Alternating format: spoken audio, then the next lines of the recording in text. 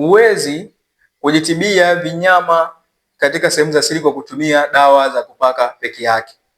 Hauwezi ukapona kabisa tatizo la vinyama katika sehemu za siri, na hii ni kwa sababu hizo krimu zinaenda kuzuia dalili, inaenda kuondoa vile vinyama, lakini kumbuka changamoto yenyewe ipo kwenye damu, ipo ndani ya mwili wako, na ndiyo maana kila ukitumia baada ya muda changamoto inarudi tena.